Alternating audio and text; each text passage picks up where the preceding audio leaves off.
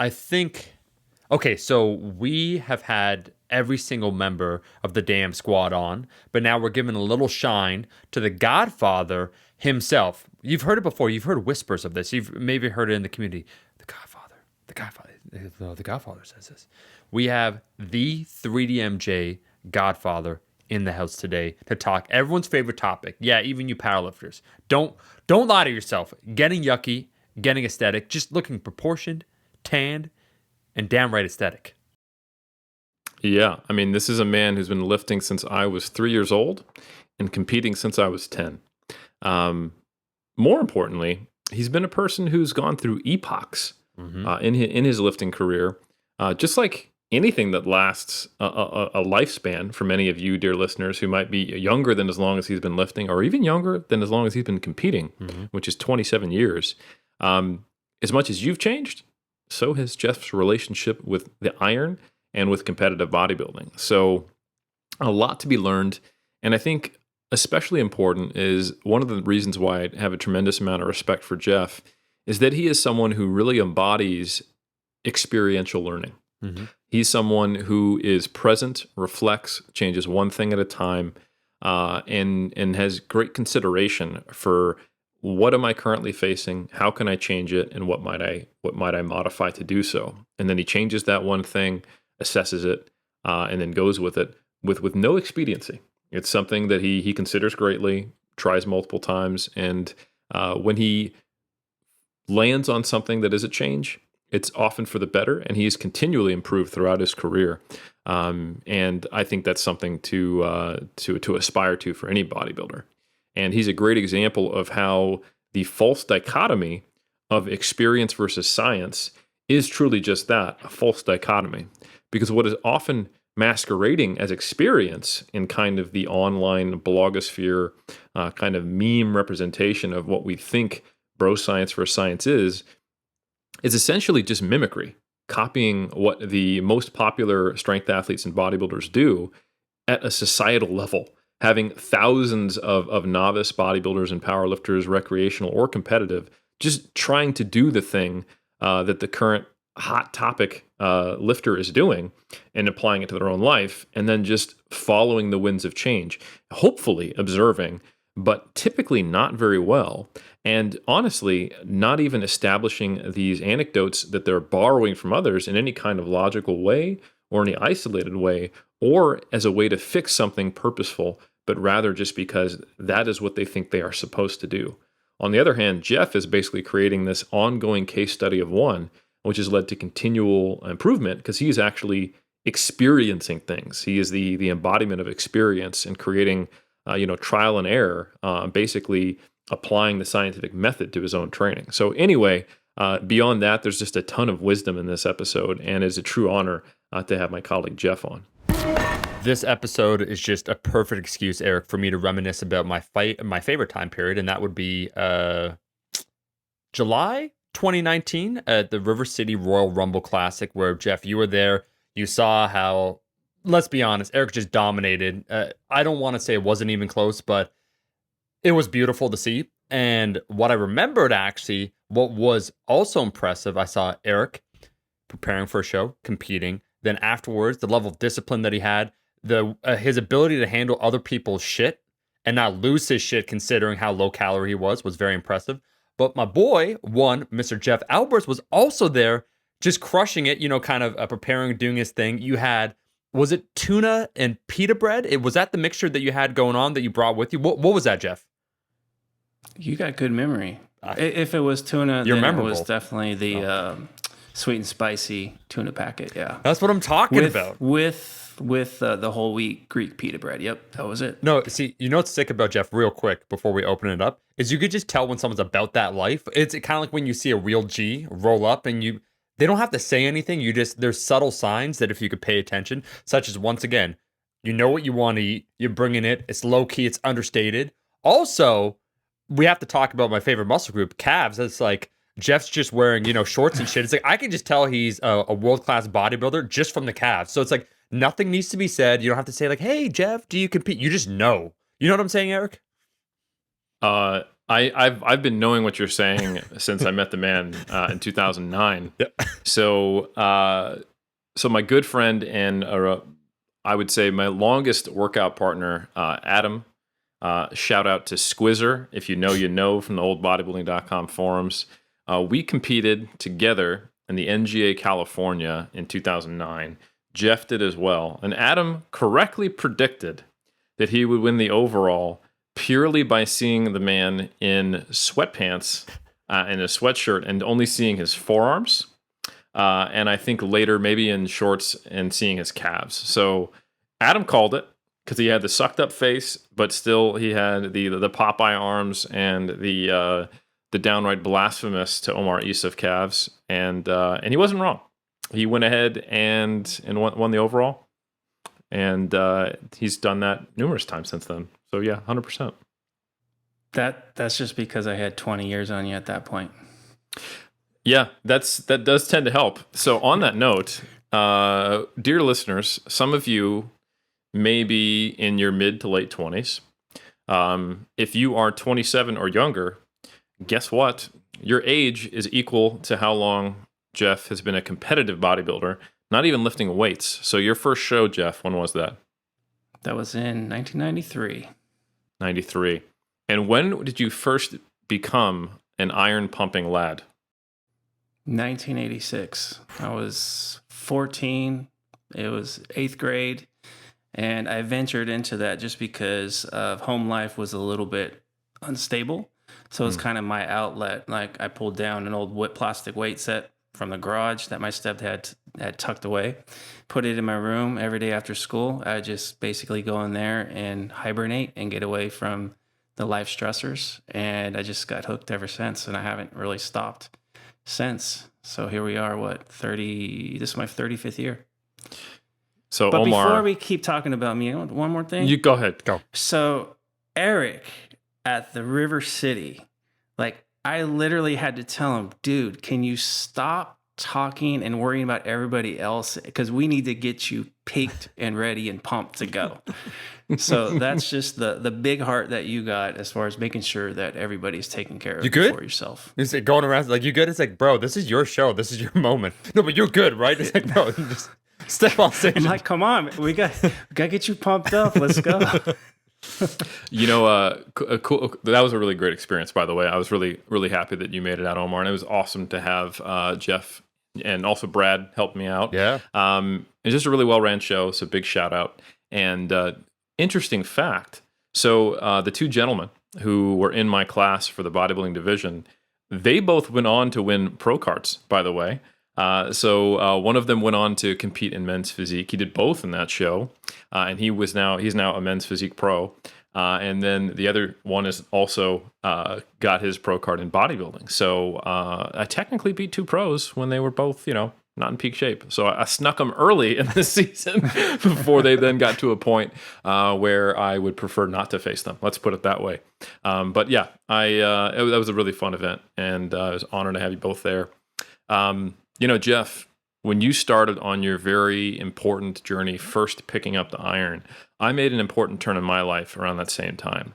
That was this first year that I stopped crapping my pants when I was 3. Mm-hmm. So, an important turn for both of us. I no longer was dukeying on myself, and you turned a corner and created the start of I want to say career, but it's more of a lifestyle for you. And I think that is something that I really want to ask more about and to kind of get your perspective, because I can barely fathom what it would be like to be lifting more than twice as long as I currently have as a 16-year veteran. To think of, man, if I'd started lifting at 14, I would have a lot of unformed memories that existed like before I even started lifting. Like it'd be difficult to remember when I wasn't lifting. So I guess, how do you see lifting as the role it plays in your life, and how has that changed over time? That's a pretty interesting question. And I never really thought about thoughts of like before lifting. Like I could hardly like maybe playing Punch Out, like I was talking to you guys about. But outside of that, that's a good way to word it. It's been a lifestyle for me. And it's hard for me to fathom not doing it on a consistent basis. It's kind of like brushing my teeth at this point. But it's definitely taken different, I guess, perspectives over the years. Because when I first started lifting, like I said, it was to try to escape some stressful things that's going on in my life. But then it kind of gravitated to that point to, hey, I want to actually maybe do this competing thing. So then it became like a really serious endeavor that I took really serious. And I remember at that point, and also hindsight's 2020, like looking back on it, I made like the mistake of taking it too serious because I was actually making better progress by actually just kind of using it as an escape and actually doing something that I thought was fun. So I actually got a little too obsessive and I started making a lot of mistakes, specifically with nutrition. And my ex-wife kind of got me into the competing side of things, and I just became very obsessive with training, obsessive with dieting, obsessive with contest prep. So I started to ignore life priorities at that point. So it became more of the priority in life, and everything else kind of took a back seat. So something that was actually giving me an escape was now becoming the issue of a lot of things that was going on in my life. So, and that lasted for quite a ways because I started competing in 93, got the bug, enjoyed it, even though I didn't do things properly. 6-week diet, lost 30 pounds, crash dieted. It's just knowing that, hey, I grinded for 6 weeks like that. Like I can do this, even though it wasn't the proper way to do it. But it kind of created an animal in me. Like, okay, I have this drive to do it. So over the years, it was just more of the same, but I did improve some of the methods and I started to be successful. And actually some success in shows kind of just reinforced some of the bad things I was doing as far as my overall approach.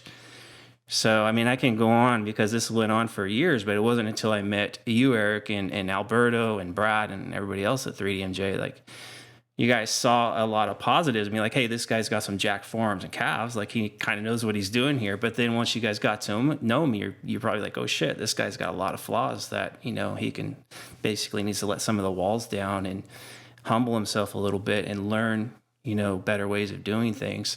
And the value of my lifting at that point, I would say in my 40s, it kind of came full circle. And it's like I actually started to enjoy what I was doing again. And I would say like in my 40s, I've actually progressed just as well, if not better, than I did in, let's say, my 20s and 30s, because I was stable more mentally and emotionally versus, let's say, just physically. Like the physicality, obviously in your 40s, you're not going to be like you were in your 20s and 30s, but because of the emotional and the mental stability and the maturity level, I was able to basically hone in on a better approach where I could actually improve physically and also, recover well and those types of things. But most importantly, just enjoying what I'm doing. I think that's why I'm still here doing it, is because of that. Man, there's so much I want to unpack there. And first, I want to say that I think it's very gracious to mention that, maybe you learned a lot from us when you met us, but I think the primary motivation of why Berto and I are like, I want to work with Jeff, was because you were someone who had so much experience in the game, but you weren't old school. And when people say old school, there's an element of judgment and veneration there. Like we think of, Rocky's trainer, if we want to keep talking about Punch Out. Mm-hmm. And it's like, he's great. Mickey's awesome. He'll teach you how to fight. He might make you chase a chicken, and he might also make you eat raw eggs. So just be aware that not everything, but you got to kind of take it all together. And I've had that experience many times in my experiences talking to people in the Iron game is, because you learn to do things a certain way in a certain era, and it may or may not be the best way to do it. It certainly worked for them, and there probably is some wisdom to be had there. But it's not like, not every time you meet somebody, you need to like myth bust the fact that they learned something 20 years ago. But I think there was far more open-mindedness in you than the typical person who might be labeled quote unquote old school. And it wasn't just in like your methods, like you weren't cutting water, you weren't doing crash diets anymore. And you were doing, I would say, far more right than what we might consider quote unquote wrong based on what we currently know. But more importantly, it was just the mindset. And 3D Muscle Journey was your blog to start. It wasn't like, hey, Jeff, we got this thing, come along and join us, And I think what I want to hone in on now and talk about is, to me, what most impressed me and what became a model for my lifting experience was that you allowed your relationship with lifting and the iron to change. You went through periods where you tried to force it, or it started taking over you, like you described how it started as fun. Yeah. And then it became this almost oppressive force in your life where you were following it rather than, directing it and having agency. But by the time we met you, you had come out of partial retirement and said, you know what, I want to get back to my roots of doing this for fun. And it was also your most successful year to that point in 2009. That's when you got your WNBF and your NGA Pro card. And to us, it was like, man, this guy, he's become more open-minded. He's changed his methods, but more importantly, he has changed his entire outlook on the sport. So to me, I think about my marriage to my wife. And I think of any relationship, Omar, I think we can think about family, significant others, where if you don't allow the person to grow and then the relationship to change, eventually you look up one day and you're with a memory of someone and you no longer fit together. And that's pretty much the end of that relationship unless some serious work happens. And I think that's what we observe, Omar. I'm sure you can. Eric, what are you trying to say about us, man? Hold on. This isn't about us. We're okay. We're okay. I promise. Okay. It's getting deep. You guys seem to click pretty well. Yeah. Yes. Okay. And I'm okay with his insecurity. Okay. So go on, Eric. What I'm getting at, Omar, instead is if you think about lifters who are always thinking about trying to go backwards, or they are seemingly almost pulled by their insecurities or their ego in a certain direction. And I almost feel like I can predict those people won't be lifting in the future, or they'll undergo a catastrophic injury or some kind of catastrophic thing in life where they'll come to that fork in the road. They can either continue down in this path and it'll get even worse, or they'll stop, or they can make some major life shift. You know what I'm talking about, Omar? Have you seen this too?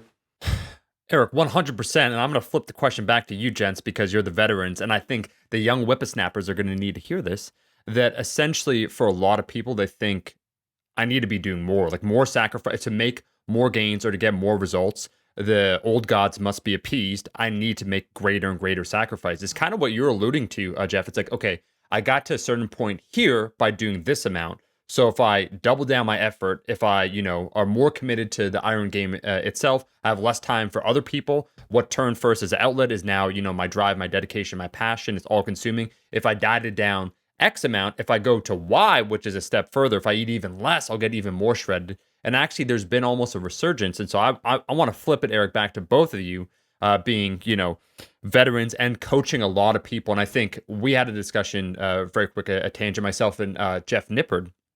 We're talking about on YouTube, there's now this resurgence of the concept of either training harder, some would say, or the idea that basically you're not doing enough, right? So the overall message is wherever you are, you are where you are because of yourself. And the reason you're not getting whatever you want, bigger, leaner, any of these things, you're not applying enough effort, right? So if only you, oh man, like you thought, Jeff, that was an RP7 set. If you went a RP10 on every set, I guarantee you'd get more gains. Oh, Eric, you can't die. Like you're 13% body fat. You would get a 10% body fat if, you cut out every single thing, these food items, and you eat only these 7 foods. So there's been a massive resurgence in the concept that the more you do, the better the results you'll get. And the more not only dedicated you are, but the more sacrifices you make, overall, the better return. And kind of the early preview that I heard from Jeff, which is refreshing. And I want to hear from actual bodybuilding champions, like people that are at the peak of their sport, is it, as Jeff kind of rekindled his passion and started enjoying it more, he got better results. Like dedication was never an issue for you. So, gents, I actually want to open up the floor to you, just to address the whole concept of not training harder, but the idea that you need more blood sacrifices to get further along in the journey. Gotta be hardcore, bro. That's it. right? You want me to go first? Please, yeah. I'll go first. So I can take myself back to when my, let's say, late teens, early 20s. And I remember at the time when I was reading through, all the magazines back then, not the internet, like everything was more high volume. Like you look at Arnold Schwarzenegger, you look at maybe Lee Haney, like all these guys that were training, it was always multiple sets, and things like that. So it's always a lot of volume. So that's what I was doing. And I was doing okay. Like in high school, I was progressing well. But then after high school, I got too serious about the competitiveness and got like sidetracked with nutrition. So my gains just basically plummeted. And then I happened to meet this one guy in the gym when I was in Arizona, and he was a follower of Mike Mentzer and Dorian Yates. And this is when Yates was coming into the scene. So he was into the high intensity training, low volume, just take every set to failure and beyond. So I started training with him, and then all of a sudden I made these just terrific gains. Like over a 3-month stretch, I gained about 25, 30 pounds. A good chunk of it was body fat, but also a good chunk was muscle. And my strength like elevated, et cetera. So in my mind, I'm like, oh shit, I just found the holy grail of training, what actually works. The issue with it was those fast gains stopped. I still made progress, but I followed that path for about 16, 17 years because in my mind, it got cemented. And then I actually became like, I would say kind of like a cult-like follower of like that principle or that philosophy of training. So anytime I was challenged, like having engage in conversations with other people, whether they, hey Jeff, high volume this or this concept here, it was almost like a defense mechanism on my part. Like, how can they be saying that's right when what I do is right? So it was like I didn't want none of it, and basically I just said nope, not having it. So, and that's where I kind of met these other gentlemen over here, and they kind of brought some of those walls down so I can start to learn other principles and things like that. So now it's in a sense, I kind of use a combination of everything. Like there might be a week where I'm actually doing the Mike Mentzer thing because I don't have that much time to train in the gym. Like how can I get the most bang for my buck with the limited time I have? Okay, let me just train closer to failure with lower volume. So that way I can still recover from it. So it's low volume. I might take an extra rest day off that week. And then there's other weeks where maybe I'm feeling a little fatigued or whatnot. Okay, let me do another set or two, but let's go a little bit lower on the intensity.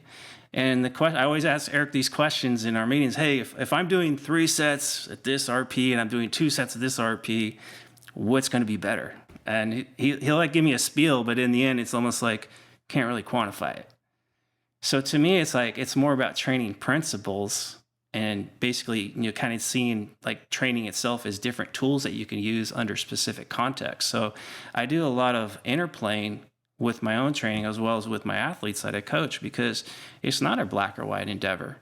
And I think when we do take that black or white mentality or that approach, we're missing out on a lot of other things that we can be doing, maybe better ways of doing things, more enjoyable ways. Like even for me, like right now, like I have no issue prescribing, let's say, a quote unquote bro split, even if, let's say, on paper it's suboptimal. But if it makes, let's say, your training a lot better and you enjoy it, you're probably going to get more out of yourself with a suboptimal approach on paper because you're enjoying it. You got more motivation. So that's kind of the way I kind of see things, how I've kind of like looking in hindsight, a lot of those years that I missed out because I had that defense mechanism because I wanted to be right. I think, Omar, another way of looking at what you're asking and kind of reflecting on the time points, Jeff, in which you experienced being a little more cult-like or dogmatic, those tendencies are really difficult to maintain when you start coaching people. I think when you're operating off of your own experience, it's very easy to have a one-dimensional view, especially when the only times you have these conversations are when someone is like challenging you. But I think there's a beauty, and I mean being a real coach, not someone who sells ebooks, online or says they coach people like a lot of the people who we've elevated to godlike status in our industry, unfortunately. But like people who actually work day in and day out, full-time job with people who are trying to make gains. man, if you were to apply one approach to everyone, some people just don't do very well. And ultimately, through problem solving, just like Jeff experienced that, oh, I did better with lower volume at this time in this context, you're going to find that some people do really well on a whole spectrum of things. So I think that's one thing we should point out too. Like, it's easy to look at Jeff and be like, oh, wow, this guy's a highly experienced athlete, but you've also been coaching bodybuilders now for like 11 years full time. And I did the math on myself because I know, I was a full-time coach until 2013, 2014. So like basically almost half of the time you have. And I was 100 over, like, I think close to 300 people who I'd like written programs for or actually coached the stage, competitive or non-competitive. And I have to say we've gotten more efficient. You have a larger roster than I did. I think you're probably approaching 1,000 if I was to just guess. Do you know how many people you've worked with at this point? Yeah, I would say it's probably closer to that. Where at least like one interaction where I've actually maybe written a program or had a consult on Skype or something, like probably closer to like 800, 900,000, somewhere in there.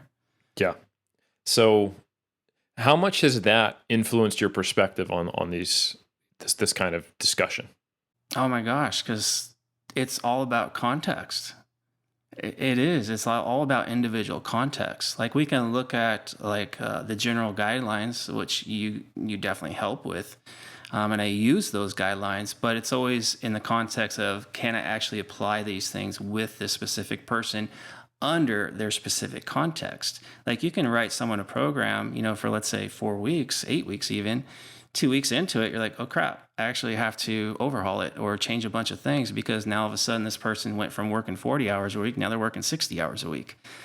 Or they got some things going on in life right now that just takes more of the priority. So, okay, instead of training 5 days a week, okay, maybe training 3 days a week is best. So it's just, again, it's evolving, like when you look at the context. And again, I can go back to when I was talking about the low volume thing, why that actually worked. Like I could look in hindsight and go, okay, the issue was when I was going high volume, I was underfed. Like I'll tell you, it was too crazy with nutrition. I was way underfed. So no doubt I'm not going to make gains, but all of a sudden I'm going low volume. My training volume went down. I'm recovering better. And the gentleman that prescribed the HIIT to me said, hey, I want you to eat as much as you can. So back then it was just like, hey, let's eat. So I was eating probably upwards of 4,000 to 5,000 calories a day. So basically, if you think about supply and demand, my supply outpaced the demand. So when we think about, hey, train harder, bro, it's like, okay, that's cool, but do you have enough supply to basically back that up as far as making sure you're able to perform well and recover well? Is your sleep good enough for it? So there's a lot of different contexts that we have to look at. And it's again, I think almost, I would say, and you could probably correct me if I'm wrong, Eric, but maybe 90% of the time you can take any program and make it work as long as you got things in order as far as from a supply and demand perspective. Yeah, I think there's probably a cohesive number of principles that even quote unquote the bro science community embraces, like work harder than last time, kind of, a relatively rudimentary understanding of progressive overload. Like I think like Omar, what you were talking about is almost this like extreme ownership kind of mentality of life. Like, and there's pros and cons to that. I think it's very easy to blame things on extenuating circumstances, the outside world, and make them not your fault, because that immediately puts, like this salve, this Band-Aid on an open wound, but it also takes away your agency.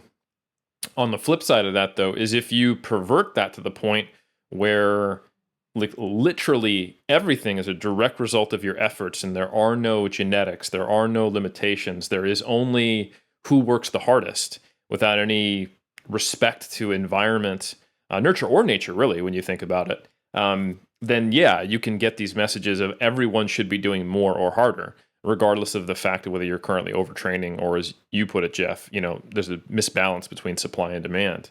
So I think that's just a really important, more nuanced perspective. And I think you got to it through experience. Another thing to point out, Jeff, is that it doesn't surprise me that you were a manual laborer and you started to make better progress when you started doing a lower volume, because you worked in NUMMI, a car assembly plant, for the better part of your adult life, right? Yeah, 16 years. So yeah, my early 20s to my late 30s. Mm-hmm. Yeah, I had a physical job, like 8, 9 hours a day on my feet, fast assembly line. So yeah, I could only imagine if I tried to run, let's say, a 6-day split with high volume with that amount of activity. Plus, I was a commuter, so I was driving 3 hours a day. So now you're talking 5, 6 hours sleep a night. So yeah, I mean, I could imagine just what my overall demand would have been at that point.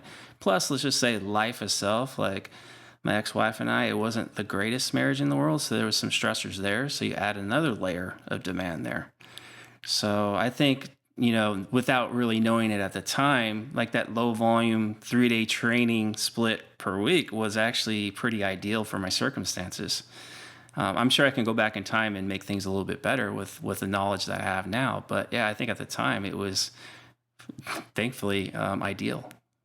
Eric, I'm thinking about what the great Brian Whitaker said, where he said optimizing given the constraints. And what you said, I do think it can be very powerful, self-ownership, to give yourself agency, so that you're responsible for the consequences of your actions. And I do think there is a swath of people when you hear that simple generalization, like you need to train harder. There are some people that we joke might be undershooting their RP, or their overall level of effort intent is something that can be improved. So it's not trying to make this generalization like, oh, people say that. I can't believe they even recommend that. But there is, and that's why I think we're not in a bubble, but as an example, like who comes to 3DMJ, right? Like what type of athlete is looking to get actually coached by some world-class coaches such as yourselves? Or when I go to Fortis Fitness, like Eric, you saw the gym that we go to and that we're training at, the average person there's like, man, I was talking with Jeff once again, Mr. Jeff Nipples, and how a 500-pound squat is a common occurrence there. So the level of intent and focus is never in question. And we're trading war stories. I remember back in 2013 where I was doing a deadlift. So I trained with the owner. So Jeff, I was training with the owner, Sean, awesome guy. And so he comes from a West Side certified perspective. So we're doing max effort days. And I remember counting, because I counted the footage afterwards. I tried a max effort squat. So the idea was to work up to not a RP 10. You fail. You basically work up to a fail. And on one attempt, the one that I got before I failed, no shit, it was a 9-second concentric. And like after, like I afterwards I had to like sit down, almost pat, because when he said go 100%, I'm like, you got it. And I failed 565 on the deadlift that year after following a SMART program where I had a lot of reps in reserve and I was training sub-maximally because I had to go all out. I tried to grind out. It was once again between 8 to 10 seconds. I pulled it up to above my knee, the deadlift, and I wouldn't let go. And it got to the point where my brother started yelling, let it go. And I could kind of hear it. And Sean, who's normally like, grind it out, like whatever, at about second 5 or 6, he's like, okay, drop it. And I just wouldn't let go. And I was like, I'm going to grind. And I actually fell backwards. So it's always a question of the type of lifter, right? Like the given circumstance. And what I love what you said, Jeff, is that it's almost all too often some what we call gurus, Eric, will try and fit an individual to their given principles. So their chosen codified principles that you must follow this rigid hierarchy. And kind of what we're saying once again with Alan Flanagan, we're working retroactively to make it fit, to make a lifter fit into your principles. And I can't help but wonder, and a question I had for Jeff, man, is that you started, and the three of us actually probably started from a similar place, the intent behind why we wanted to lift, whereas an outlet for us to express ourselves. Maybe we didn't have full agency over the situations that we had. So we wanted some sort of way, a positive way to let out that stress, a feeling of self-improvement that if I put in this amount, I'll get some sort of tangible return. So all these things, and I can't help but feel that for young men, some of those things coalesce where the feeling almost, I'm not trying to get too deep, societal, that you're never good enough. A lot of marketing is kind of predicated on that, regardless. It doesn't matter, male, female, like you're never good at, like you're never attractive enough, you're never tall enough, you're never handsome enough, you're never jacked enough, all this. So the overall feeling that you're never enough. So it's almost like a constant proof. And when you enter that with other than men, where you're essentially showing off, we made the joke, it's like you do a bodybuilding show, you do a powerlifting meet, guys are like, yeah, I'm here to impress girls. It's like, you're just impressing. You're here to basically get validation from your other bros. So there's a lot of things, the fragility that goes into that could be almost dangerous. Can you talk to me, Jeff? Because I loved what you said, where you started out as passionate. And I said the same thing, Eric, when we started lifting. What lifting did for you as a youth, kind of starting as a 14-year-old for the first, while until you fell into that thing where it got a little too obsessive. Can you just say some of the positive, maybe either character building qualities, personality, work ethic, any of those things that we like to try and attach around here, myself and Eric, to lifting, like the positive effects of you choosing this discipline?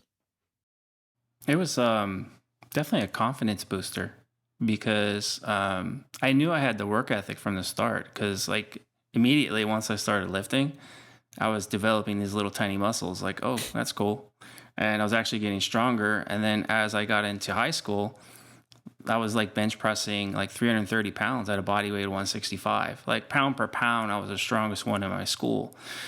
That didn't help ego because like everybody's like, oh, this guy's cool, he's strong, Jeff's the shit. Well, that kind of just fed my ego, and I'm not too proud of that aspect of the lifting because it just got to my head a little bit because I saw early success with it. But at the same time, it just like helped my ego, not my ego, but that too. But it helped my confidence. And more, it was like, what's surprising is I was confident, but at the same time, still insecure about a lot of things. I think naturally as humans, we have insecurities. So it didn't cure a lot of the insecurity I had, but from I guess how people perceived me, there was a confidence there because I was kind of looked up to at that point. And I'm just thankful now that the internet didn't exist back then because I could only imagine how I would have basically projected myself with that ego.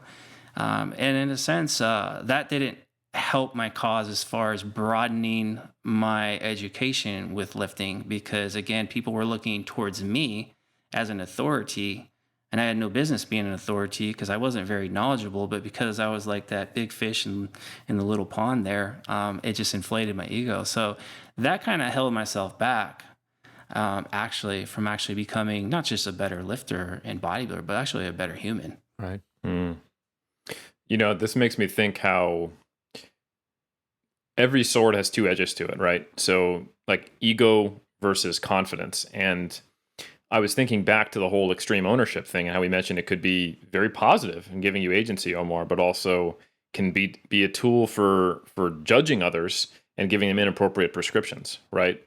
And I think like the key factor is humility that you need in the face of these things. I can't express how incredibly important it is for someone who has insecurity. And like Jeff said, that's pretty much everybody, at least at some point in our or at least in some domain or some point in our life, to find a way to be competent, Like if you have a relatively negative overall self-view or self-worth, finding something like, oh shit, I'm pretty good at this, it's very difficult, I should say, to say, no, I'm really a terrible person. I just happen to have this one thing I'm good at. And because it changes your whole web of beliefs about yourself. If you can express competence in one area, well, maybe, just maybe, I can apply that work ethic to something else. So it builds confidence. But at the same time, like you said, Jeff, it can, with an unchecked ego, prevent you from learning or even giving negative or not negative, but being an authority figure who is out there giving advice that may not apply to other people. So Omar, going back to kind of the resurgence in the YouTube community of you need to work harder, the extreme ownership thing, I think applying that to yourself and using humility and awareness is the key piece. Like I actually wrote a blog post for 3DMJ either 2 years ago or 1 year ago. I can't remember. I think I called it like a lesson in life I learned from bodybuilding, was that when I don't place well in a competition, I do not let myself think about it being politics, poor judging, or something that's outside of my control. Because in the confines of an athletic competition that is an individual sport, it's not productive. It doesn't help me. Maybe I could change federations or something like that if I truly believed that there was somehow politics in my division of 3 in the local show, which I'm sure there was not.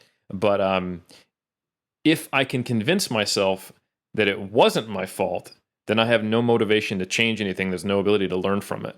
But if I can only look for places where I could have improved to better that outcome, I've now empowered myself, but I have had to be uncomfortable and realize that I'm not as competent as I thought, and maybe hurt my confidence a little bit so that I can build it back up. But that's hard to do. And I think what's really not fair is when people apply that same rubric or that approach to others, because you're not inside their experience. You can't know what they've experienced. So doing that is just wholly inappropriate. But you can use it to guide your own experiences.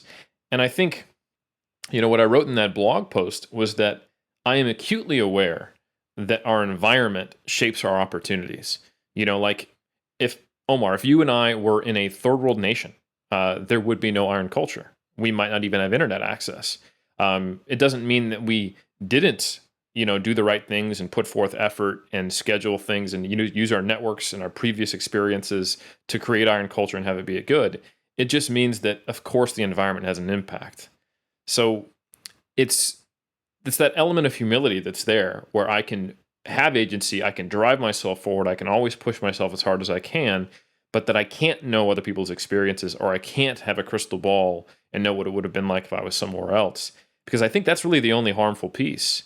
And also that humility, when applied to potential confidence or ego, in Jeff's experience, you can say, hey, like, I'm doing really good, I'm competent, but maybe I could be doing better. Or maybe what I do doesn't apply to someone else. I think that's a big piece. So, Jeff, my question for you is, what were some of the elements of, you said maturity earlier, what led to you developing that humility so that you could be a good coach and that you could be a better athlete? It's just the going through the years. Like, it's almost like I look back at the years that I've gone through. I never had the answers prior to the experience. I might have thought I did, but actually once I started going through it, and not until I've been removed from it for a little while. Like for example, Eric, like getting a bad placing at a show. Like, I've learned not to, in the moment, in the heat of it, oh gosh, that was terrible judging, bad judging, etc. Because usually what happens a month later, you basically come down from those emotions and you look at the pictures, the videos in an honest way, and you're like, oh shit, I did suck at that show. I did deserve that lower placing that I got. And then it's like, okay, what do I need to do to better myself to make it, hey, let me move up those rankings. There's no way those judges have no choice but to give me first. And so it's like, it's about what can I do to change. But back when, I remember, Mr. Fremont was my Mr. Olympia back in the day. And I didn't win, got second place. And in the heat of the moment, I'm like verbally backstage saying I got robbed. And I'm not proud of it at all. Like, I look back and go, oh my gosh, thank God the internet wasn't around. But I just look like an ass. It's like, I had it in my mind, like, again, that arrogance, that confidence, that like I was going to go into that show because I outworked everybody, that outwork mentality. And it was the wrong mindset and attitude to have. And again, now that I'm removed from everything, I look back and go, yeah, the guy that beat me was like 20 pounds heavier and he was leaner than me. So there's no way I should have beat him. But you just get so caught up in yourself and in those emotions that you just don't think rationally. So it's just like experiences like that. Like, every time I've gone through an experience, I've just gotten better at having awareness around those emotions and letting time kind of settle before I kind of see things clearly. And it's helped to better my path moving forward. So now when I go into a contest season or into shows, I still want to do well and I want to win. But the maturity level is like, okay, I am in a subjective sport. I can't control other people. I can't control the judging, but what I do have control over is how I can perform with myself, like get myself in the best condition possible, perform to my best ability, and enjoy what I'm doing, and not give the power to judges, meaning don't let a panel of people who, in an opinionated sport, let them have the power to tell me or define what my success is. So, my first priority is, if I can come into a show at my all-time best, that's a victory right there. Whatever happens after that, it's just, cherry on top of a sundae if I do well. And it still stings, like at Worlds. You were there, Eric. I didn't place in the top 5. Like, I think it stung for about 5 minutes. I'm like, shit, man, I thought I was going to do a little better than that. And then, I realized, okay, it is what it is. I'm at the highest level there is in natural bodybuilding. There's 5 people better than me, and, kudos to them. And then about 2 months later, after, looking at everything, I realized, yeah, that was actually the worst showing of the year for me. I didn't bring my best, so I deserved the placing I got. And now I know what to do to move to make things better the next go around. So it's just experience. It for me has always been my best teacher. Like you can look at all the information out there in the world, you can read forever, and you might like get the gist of it, but when you actually breathe it, live it, you're like, oh, okay, it makes 100% sense now. Hmm.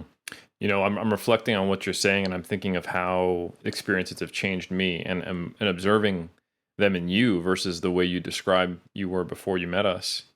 And I think when you have a diversity of experiences and you have these big game changing like epochs of your career, it makes you aware that you can and should and need to be able to change.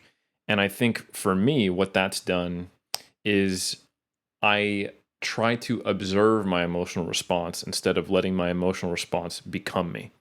And that's something I've watched you do, Jeff. Like, you know, we'll have an interaction in a meeting or a discussion about training or something. And, you know, I think we do a really great job of having passionate conflicts within 3DMJ, but knowing that we all care about each other and we all have the same goal.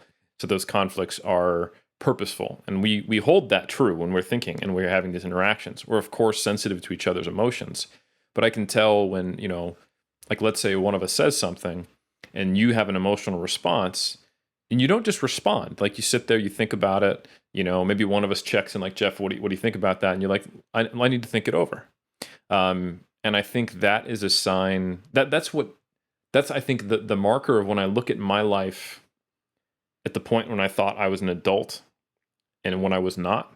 The kind of the dividing line is when I basically had no consideration for the Eric a year from now, or even honestly, sometimes 20 minutes from now. Like, what would I actually think or want if I got to apply my rational brain to this, my intelligence, if I could not just have my guard my worldview, protect my emotions, insecure, knee-jerk reaction, but actually hear what's said and, like you said, reflect on it. And man, that is, if there's ever a sport where that's important, it's the sport where you're so batshit crazy from being semi-starved for like months on end, and hungry, and then motivated and half naked in all of your insecure glory.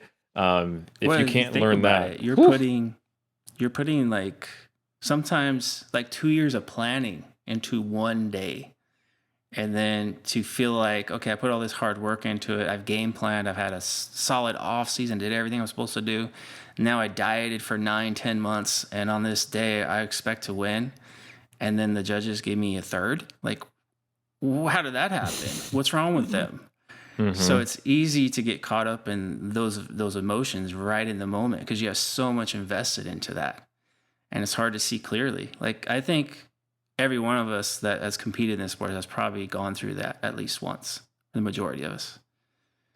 hey, And you see it online all the time. You see the debates out there. You know, people are crying about their placings, the federations suck, the judging sucks, they need to fix everything. It's like, well, okay, maybe, but maybe you just need to look in the mirror too. You know, take a good step back and be honest with yourself. And if I'm going to tell a story of one of those meetings that we had, Eric, it was when my son was just getting ready to come into the world. So I decided I'm going to take 4 months off of training because I was moving from my old house to now I'm moving in with my new wife, setting up a new home. So I want to prioritize that. And basically I took it extreme. Like prior to that was like training or nothing, like that was priority. Now all of a sudden I'm like, okay, now I've got to make sure that, you know, life is priority number one and training has to take a backseat. So it was an on-off switch. So I didn't train for like 4 months, got in the worst shape of my life as an adult. I was like, I gained, I don't know how many pounds I gained, but I was eating bad. It just wasn't, I was terrible. And I remember Eric calling me out. I was like, Jeff, come on. Like you couldn't train just 1 day a week. If you trained 1 day a week, you would have retained your muscle mass. And I remember I got pissed off a little bit. I don't think I expressed it too much, but I was kind of agitated. But then I thought about it. I'm like, fuck, he's right. I could have trained at least once, like one full body workout a week, maybe 45 minutes to an hour of my time. I could have made that happen. but because I was so extreme with the on-off type mentality, black or white mentality. So those types of interactions, as hard as sometimes they're you don't want to hear it. Sometimes it's the best thing. Like someone just to be brutally honest, say it how it is. And again, just let the defense mechanism, let drop those walls. And that's how you get better. So now, like whenever life gets crazy, I get, a lot of shit going on. It's like, okay, if I can get in at least a couple days a week, I can get that in. And so since that point, I've never let my physique go that bad, since that point. So that's another learning experience that, now I can carry it over, not just to myself, but also to my athletes when they have issues that come up with the same type of context. I think that's a great example of your own creation biting you in the ass, because Berto and I were very extreme, and we met this respectable, seasoned veteran who had this blog called 3D Muscle Journey. And like the other voice, and no shade at Lane, because I really, like I said, some of that extreme ownership I think is directed in the right way is really important. Yeah. And Lane is never one to like bitch about his placings or anything like that, and he's always improved. So really big kudos. But like the other main voice at that time in our lives was the outwork mentality.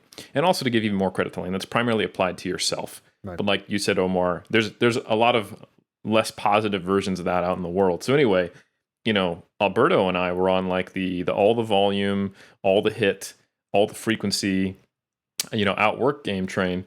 And Jeff comes around and says, hey, you take time off, and I'm back at the sport, and I'm doing this for the right reasons. I'm here for the journey, not just the end point. And I remember the first time when I was getting involved in the sport, I legitimately said to my wife, if I couldn't convince myself I'd become Mr. Natural Olympia, I don't know if I would keep training. And I was like, that's a problem. And along the solution to that problem was the philosophy that I saw Jeff embodying. And then come around a few years later, I'm smacking you with it just to be annoying. You're like, God damn it, why did I even get this kid on this thing? So I think it kind of shows that a lot of, like, some people view 3D Muscle Journey as they're not that hardcore. Even though it's dedication, desire, discipline. Oh, they're more about like this woo soft stuff in bodybuilding. I don't think that's a very common interpretation, but I've certainly heard it. Yeah. And it's just an interesting reminder that that's almost us trying to overcompensate for the fact that initially we were psychotic bodybuilders who almost ruined our lives, essentially. Yeah. No, pretty much.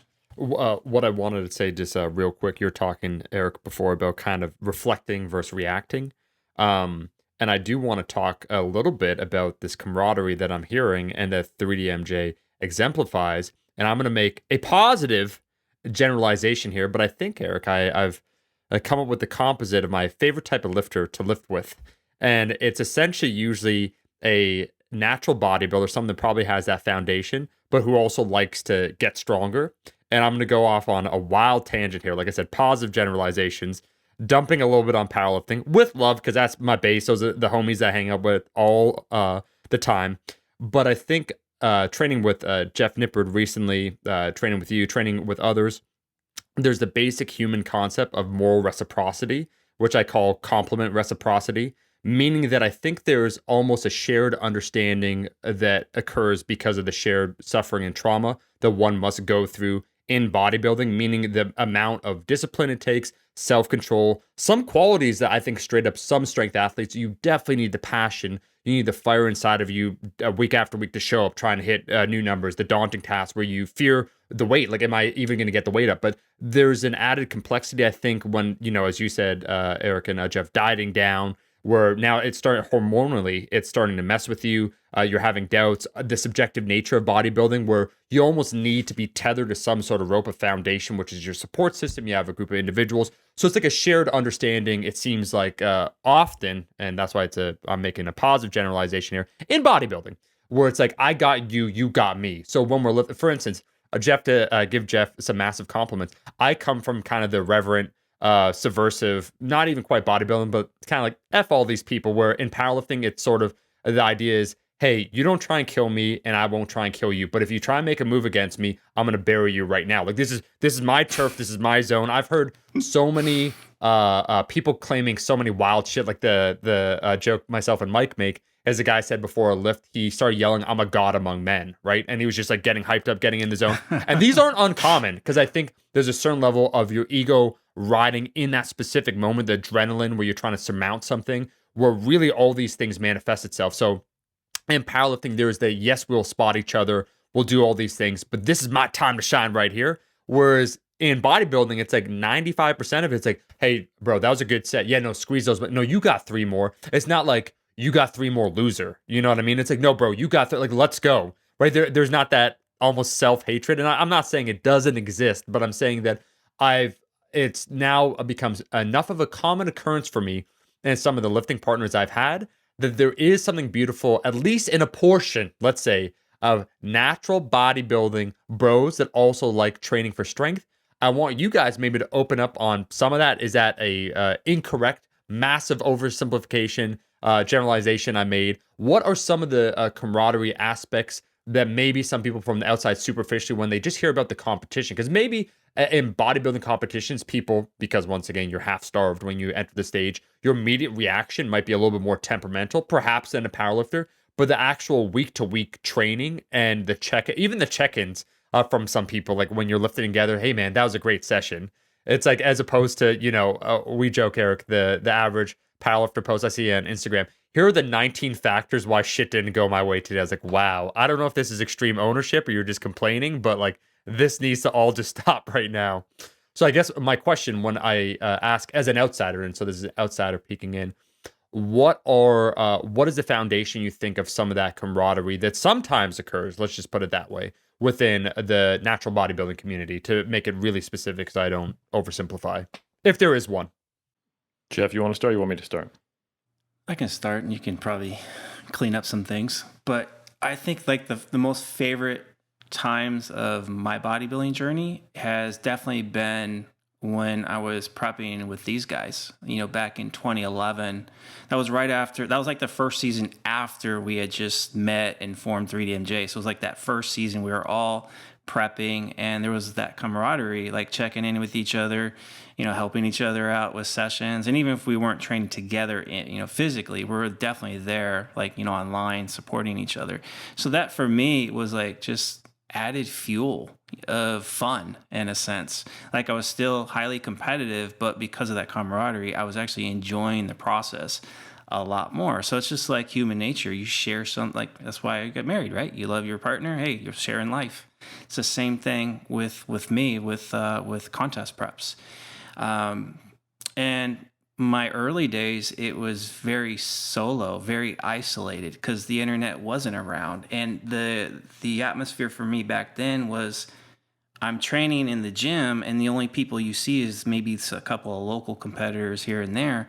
But outside of that, you don't know who you're competing. You're not interacting with people. It's not like, hey, I'm going to interact with you up in Canada. Like there's no internet. So I don't know anything about you.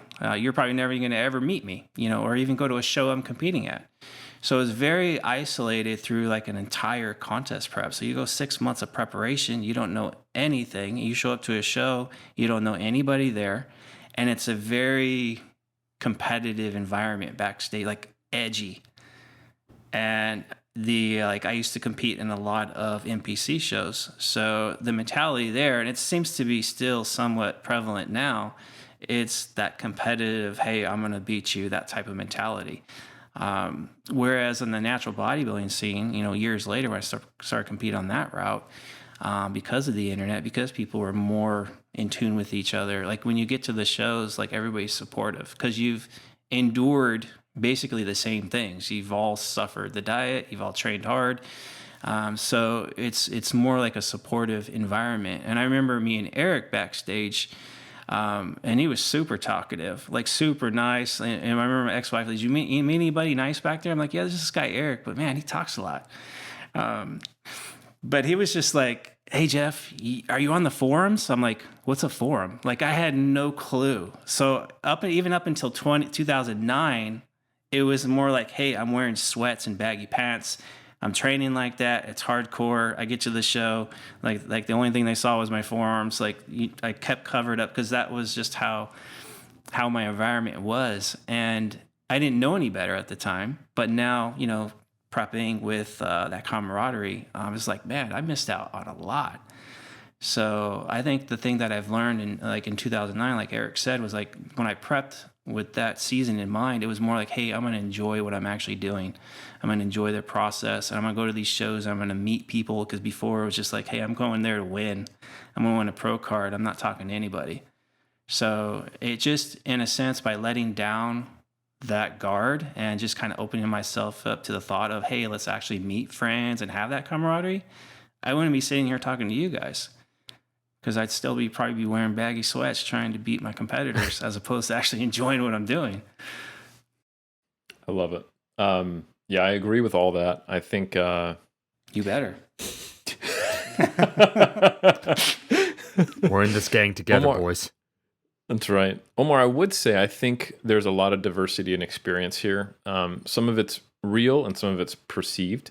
I do agree with Jeff that how you approach a show, whether you're closed off, there to win, the guy in the corner with earbuds in doesn't talk to anybody and just gets on stage and goes home, is more likely to perceive the environment as competitive, isolating, and not very fun or communal, and that everyone's out for themselves.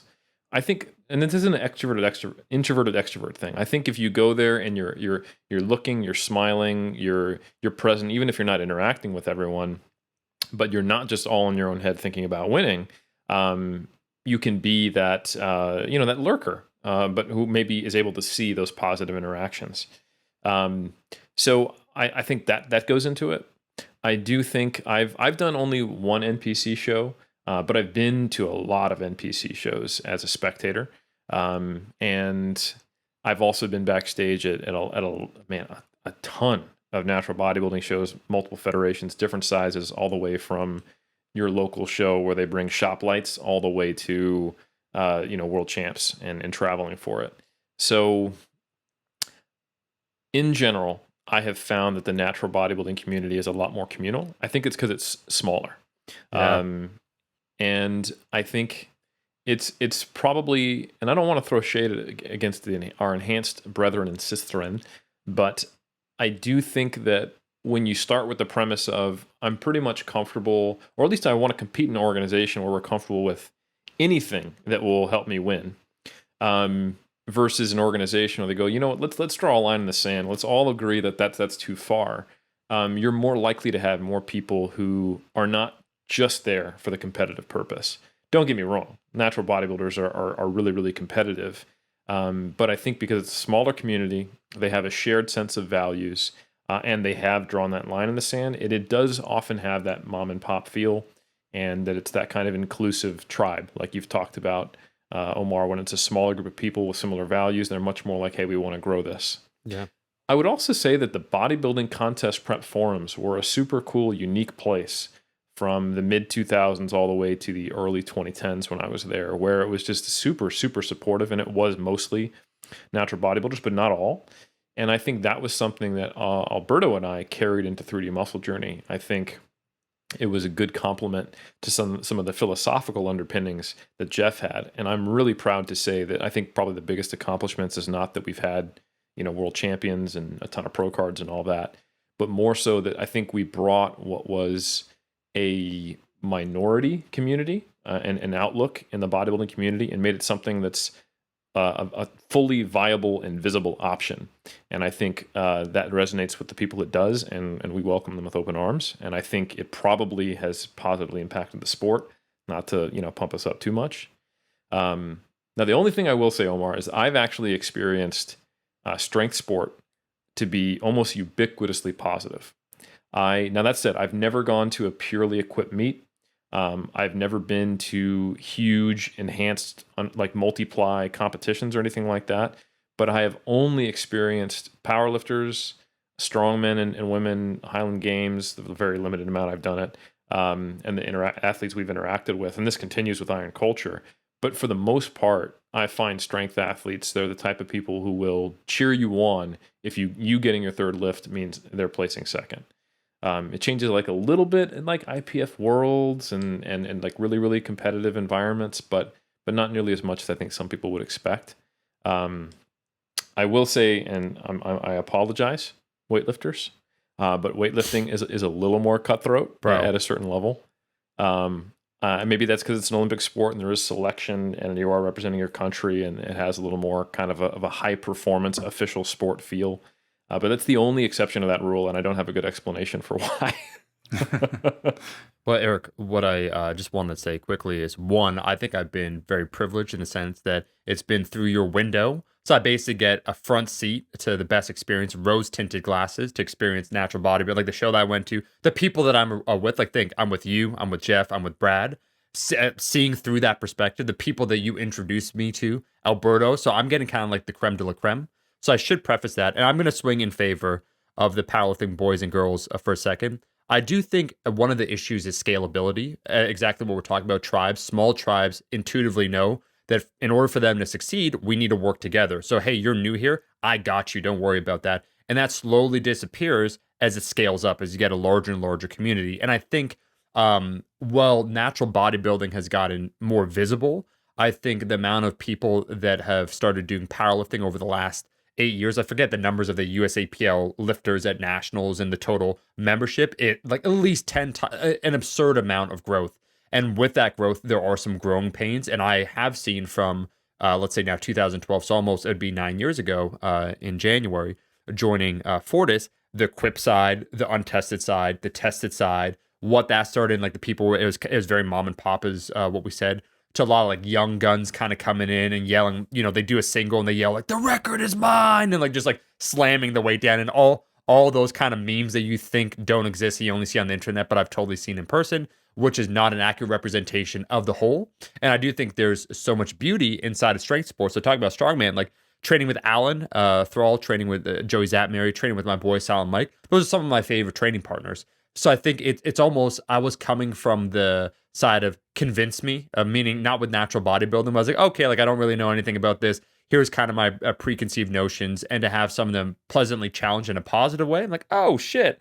Whereas, you're looking at that beautiful thing in powerlifting. It's like, oh, but you could be so much better if you weren't doing that. Like, come on, I know you could clean that up. One thing we can all agree though, Eric, and I think this is a generalization I will solidify into the ground, and that is, I don't know if it's just the weightlifting community or what you said, but man, the level of vitriol that I've seen or others have experienced, just even on the internet, I don't know what it is, and it's not something I'm going to even try and get into because we've had so many awesome guests. But it's probably, as you said, just real quick aside, probably the most cutthroat. Like strongman, they're like, yeah, man, like grab a beer, brother, and like you want to lift the stone. Like it was cool. It's invite because they're small. They're like, shit, like there's 8 competitors. I want you to continue to do this because I want more competitors. Hell yeah, come in. Whereas weightlifting, it's like, oh my God, that triple extension barf. Like, why don't you kill yourself? I'm like, what? I just started. Yeah, you're not wrong. I think one thing I will say though, to convince you a little bit, is I can say, and Jeff, I think you probably share this. There is a point where you hit in prep where you have gone through some stuff, where you've almost quit, come back, started, reevaluated your life, considered changing everything, been talked down by your friends, and you then look in the mirror and you go, you do this every season, why can't you keep it together?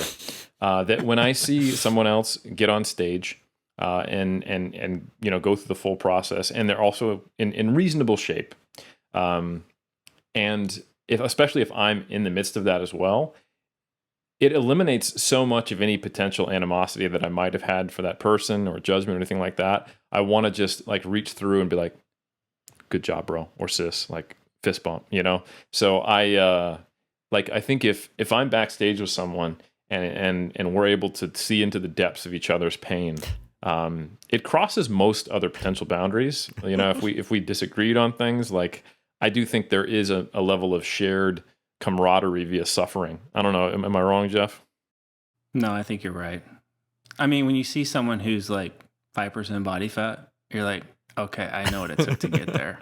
Yeah, I know the suffering, and not just the like the physicalities of the process, but just like how it definitely takes a toll on life itself. Like there's a lot of sacrifice with that.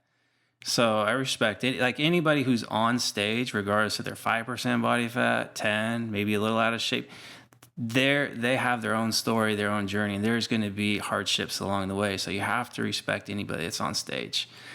So yeah, it's definitely a double fist pump. Man. So, are you convinced, Omar?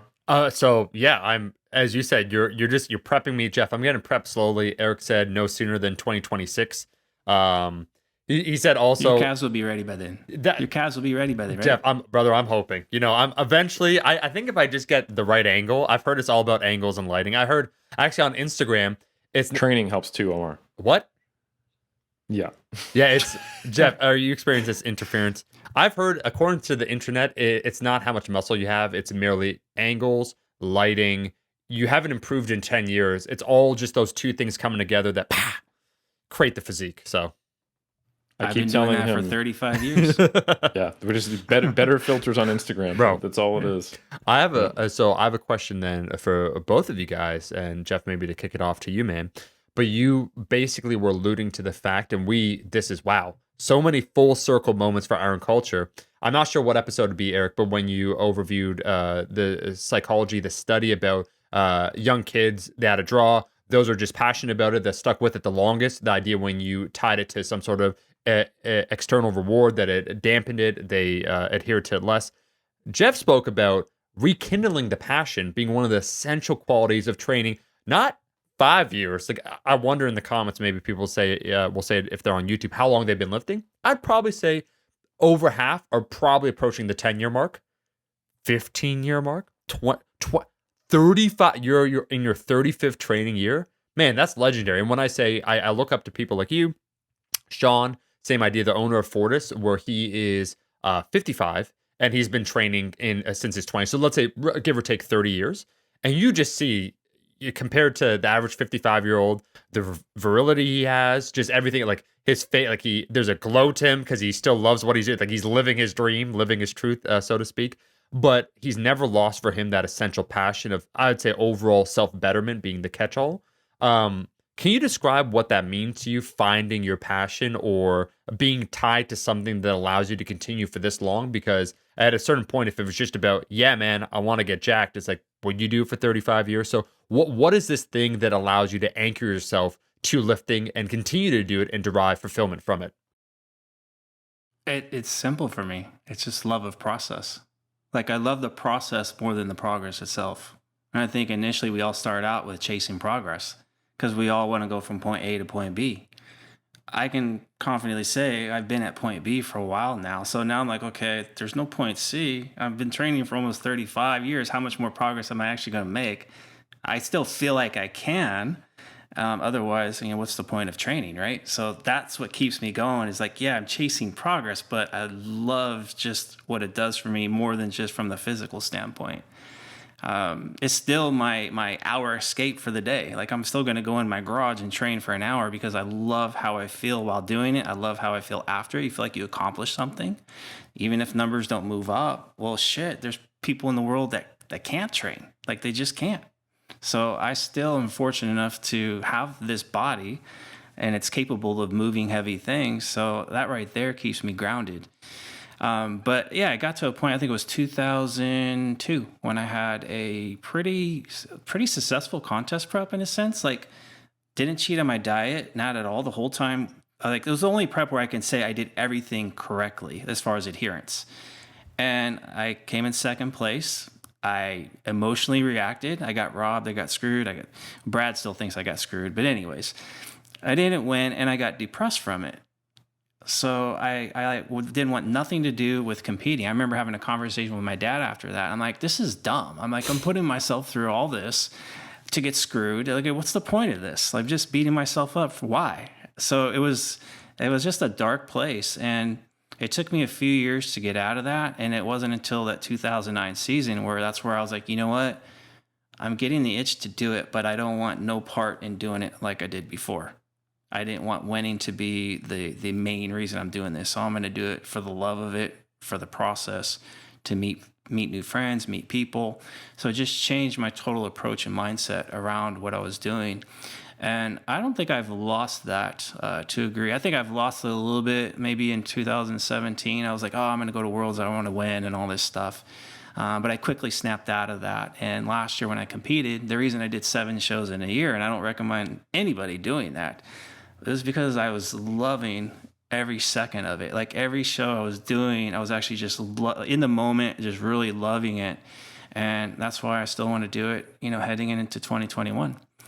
I still want to do well, but I just want to have fun. And I can tell that through my process, because I share it with the internet, that people are kind of learning from me. So even if I can like help one person, to me, it's worth sharing the experience. It's paying it forward now. Like all the experiences I've gone through, let me pay that forward. Let me make someone else's process maybe a little bit better than mine was. So that's, for me, is what kind of keeps like the main engine going.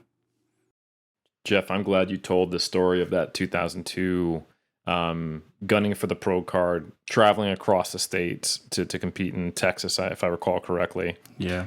And then losing by 1 point and getting second, and then going, what's the point of all this? I think that's an important story to look at you here, that you are still here now, despite that moment of saying, what's the point? Why? Because I think many times we learn what our actual motivation and desire and passion stems from by figuring out what it doesn't stem from, or what isn't actually the primary motivator. And I am a competitive person. I love to win. And I think back to when we had Dan, John, and Matt and Susie on, and they collectively agreed that the things they remember, like, sure, you do remember, oh, when I first won world champs, or when I won this show, or when I squatted this PR. But I think the things that truly become those like hot points in your memory that always stand out, and also sometimes last throughout the rest of your life, are the relationships that come from it, the experiences, and the lessons. So I think finding that chasing pure winning was a strong motivator, resulted in perfect adherence, and probably your best physique to that point at least, was good, but it crippled you. Once it didn't go according to plan, it's such a high risk. It's like a high risk, high reward scenario. And then when you have that crisis of, why do I even want to do this? And there's a party that goes, well, shit, but I do want to do this still. You have to wrestle and figure out what really do you value, and how do we put winning in some type of context to where we can get the most benefit out of winning. Like you said, it's still a cherry on top. Like, if I'm going to have a cupcake, I want a cherry, bro. Like, I still want the icing, but it is not the cupcake, So I think that's a really valuable perspective. I'm glad you told that story. That's one that's resonated with me ever since the start, when I self-identified like, oh man, my motivation is all jacked up with this, but I really want to keep doing competitive bodybuilding, but I'm going to burn out if I don't find another way to do it. So, well, that's just it. You only have so much energy. Like you pump in so much energy, like that type of mentality into something. It's like a double-edged sword. You need that fire to be successful, but at the same time, it could burn your shit out. And that's what happened to me. I just got burned out because that was 2002. That was like multiple preps by that point of the same mentality. Mm-hmm. And it just fizzled out. And I remember the 2004, my brother's like, hey, I want you to compete with me this year. I'm like, I don't want to. I didn't want no part of it. But because he was my brother, I'm like, okay, I'll do it. And yeah, I got on stage and I looked terrible. I just wasn't into it. And that was even more depressing to see, you're just a shade of what you used to be, So it's like, man, it was depressing. So it wasn't until 2006 where I kind of competed again with a little bit of a different approach, but yet still similar approach. It was kind of just transitioning into okay, I need to basically have a different approach totally to this competitive thing, like take it serious, but actually have fun doing it. So it was like a 7-year process of like really kind of coming into my own as far as like, okay, let's actually embrace the journey and have fun with it. And this kind of comes full circle to one of the things that I really respect about you, and that I hold true in my mind is, my relationship with bodybuilding is like a relationship with a person. It will evolve. It should. And I can't try to stop it from evolving. I have to trust that I love doing this and I'm going to keep doing it as long as it's the right fit for me. But trying to hold tight to something that doesn't exist anymore or trying to change it is really just going to be trying to force something that isn't there and will just make me burn out or make it worse. Because I've watched you kind of oscillate between being like, dude, I really want to place top 5 at Worlds to no, I need to not be focused on the win. And you have to find like at the right point in time, what's going on with your life and how it's making you behave is the right spot to have that balance between extrinsic and intrinsic motivation. And I've been there too. I remember 2011 was essentially the continuation of 2009 for me, where I was so motivated. There was a lot of personal stress going on in my life, so I dumped a lot of emotional energy into that prep. But I didn't win my pro card at the end. I placed second, like I think a record numbers of times in that season.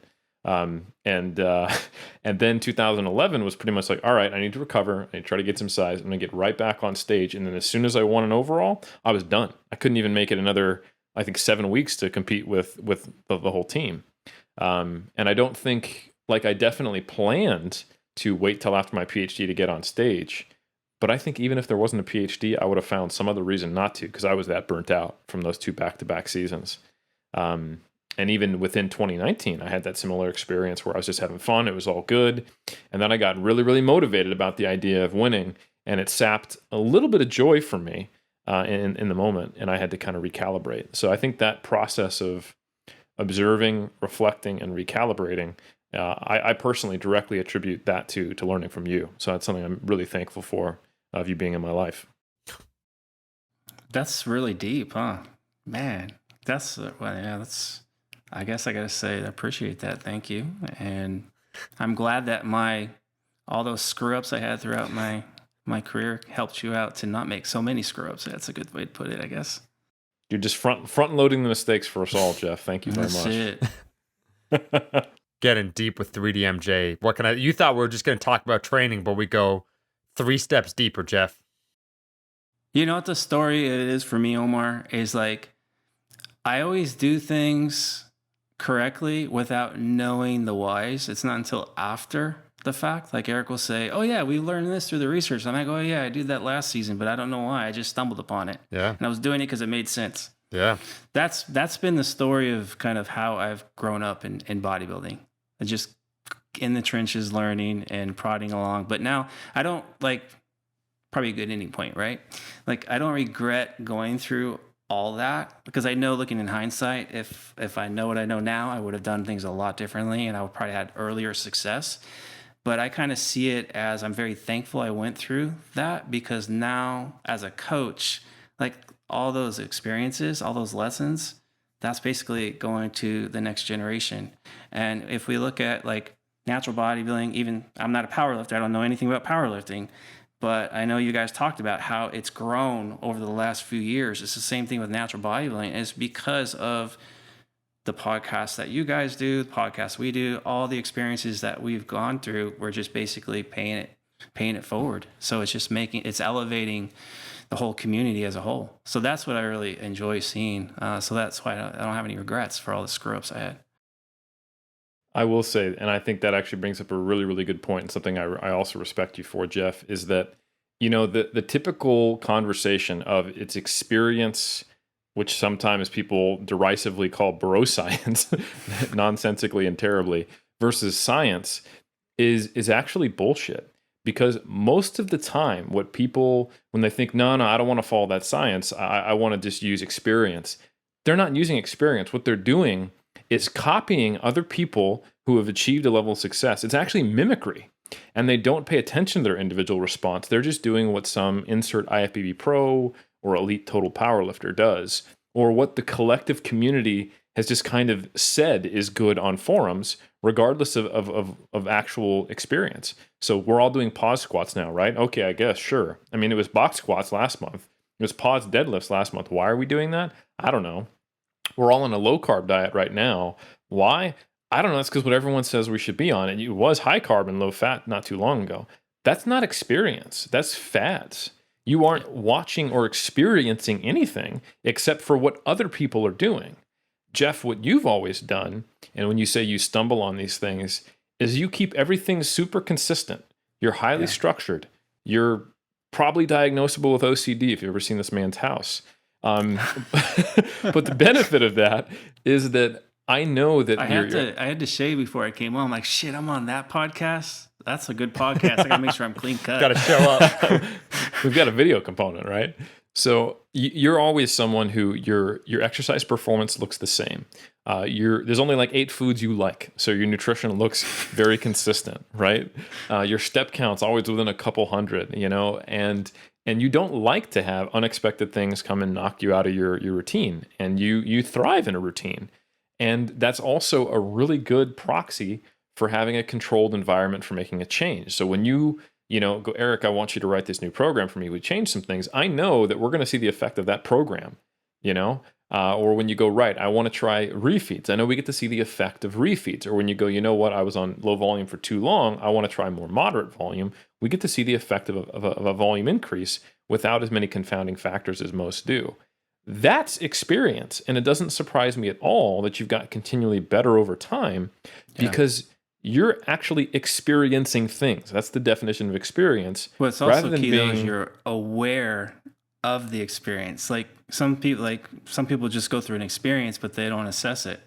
They just keep repeating. So it's important 100%. You have to have awareness of actually, okay, what's doing what.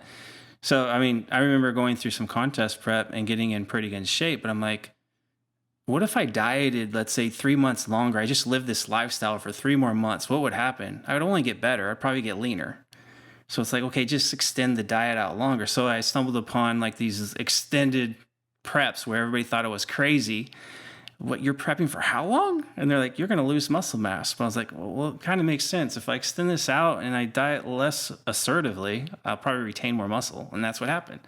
And now we kind of know, what is it? 0.5 to 1% of your body weight per week is kind of like the ideals. So it's like, that's how I've kind of stumbled upon things. Like you said, I've always been a very like structured person. So it's almost like I'm doing a control study on myself all the time because I don't really change too many variables at once. And then I have that awareness around, okay, what's actually doing what? And then if I do make a change, it's just one little modification, maybe 2 at most. So you don't have too many moving parts going on at the same time. So when I'm working with an athlete, yeah, we can look at the general recommendations and the science and all that, but it's like, okay, but we're going to create your own study right now just for you. We're going to create these variables and we're going to stay within it and run it. And then we'll interpret it as it goes and just change the things that need to be changed. So, I mean, it's kind of the name of the game when you think about it, as far as creating progress for people and a conducive environment towards having like sound protocols and enjoyable protocols and whatnot. I love it. And Omar, I don't know how often you see that, but that false dichotomy and complete false representation of what trial and error is. Jeff is doing, and everyone should be doing, true trial and error, observation, paying attention, like you said, taking notes, controlled environment, changing one thing, and therefore getting progressively better over time as you try things and you keep the things that work and you discard the things that don't, rather than just having this general community awareness of what everyone's agreed upon as the most popular thing and doing it just like thousands of other people without any respect to the fact that it may or may not be best for you. That's just program hopping at a societal level. I don't think that's actually anecdotes that are useful in any way. I mean, maybe that could, if you actually pay attention and do that, that gives you ideas for what to try. But what Jeff is talking about is trying things based upon what previously did or didn't work and has a logical way of addressing his specific problem or specific lifestyle or situation to try to result in a better outcome. So anyway, I hope that makes it through to the cult. I hope you understand, because that's such a critical importance the next time you see that fake fight between quote unquote experience and science. That really true experience is just following the scientific method and applying it to yourself. Jeff, I just want to say a big thank you for giving us this time. And I want to ask you, what is the plan for you in the future? Because you've alluded to your 40s is almost like they're in the past. So where are you in your lifespan and as your career as a bodybuilder? What's coming on the horizon? We're going to be the half century mark in June. So I'm still enjoying my 40s for now. But I'm embracing 50. I'm kind of looking at like how many people on the planet are 50 and still compete on a high level. Like you look at Dexter Jackson for one, right? Like the guy's been going forever, and he's on a high level. So I think that to me is like a huge goal, is to just extend out this training mark, like Cal Ripken Jr., that consistency, adding in how many games he's played. I want to be able to say, hey, I've trained for 40 years on a high level. I want to be able to say at some point, hey, I've been training 50 years. Maybe, I'm a little saggy now, but hey, I'm still moving the weight. I'm still doing something that I truly love, and hopefully, still educating people and making people's journeys better. The competitive side of me wants to say I'm the best natural bodybuilder on the planet as far as a 50-year-old natural bodybuilder on the planet. Whether that's true or not doesn't matter, because that's just fueling me to keep training on a high level. So we'll see if that actually is true or not. But yeah, that's basically it. That's as far as like the bodybuilding side of things. And I want to do it. I want to do it like being a balanced human, because I think that's super important. I think, when I look back at my 20s, it was more about, bodybuilding is more at the forefront. And like I said earlier, the priorities were a little twisted, a little backwards, like putting, relationships, work, that type of thing on the back burner for bodybuilding. So now, like whenever I do contest prep, it's like that balance of making sure I'm taking care of my family, my athletes, friends, and all that, like trying to balance that out as best as I can and make it an equal part of the process. So I want to say, yeah, okay, I placed top 5 at Worlds, but I also want to say, hey, I placed top 5 at Worlds, but I was also, a top human is when it comes to how my family perceives me. I love it. Omar, we've spoken to a pro champ. We've spoken to someone who, you did that stuff. International pro champ. You won a pro show, a very competitive pro show.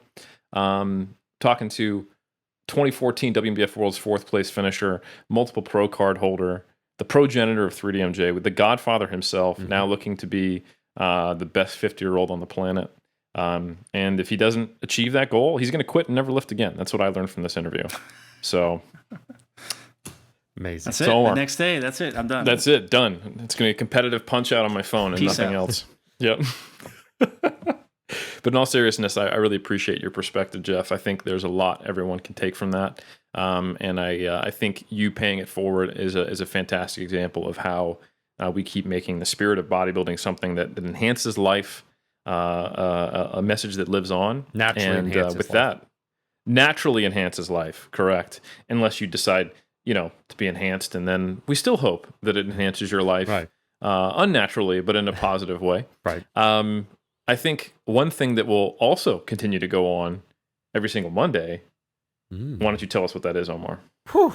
Eric, you teed that up perfectly. I just want to say that, Jeff, my man, should you suddenly quit and irrevocably change your path when it comes to bodybuilding and you pick up Punch Out, there is a fantastic documentary called King of Kong, where a guy dedicated his life to the original Donkey Kong, and he set the high score, which actually took a crazy amount. People think, oh, like you're just playing a video game, but months and months, and it's his own personal redemption arc. So who knows where things will go?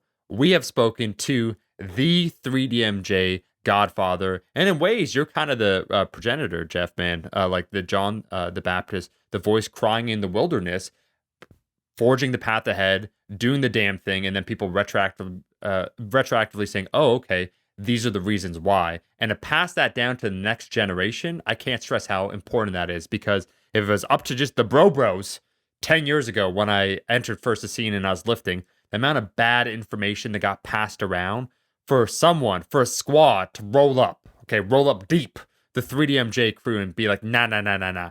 Ish don't think so. It doesn't work that way, has been monumental, and it can't be understated. So we will link in the social media, the 3DMJ Godfather. Thank you, Jeff, for being on. I want to thank everyone for listening to this episode. You can help us out. You can make a change. I don't know what type of change, but you could go ahead and your ass can leave a review, because this content's free and you're indebted to us now. That I believe that's how it works. You could choose what rating you want to give. I think it'll just like ban and kick you out if it's not 5 stars. So go ahead, leave it whatever review on iTunes. If you're on YouTube, you can smash that like button. You can leave a comment. We do our best to respond on occasion. We're back every single Monday because that's our dedication to you every single Monday now until the end of time. We'll catch you then.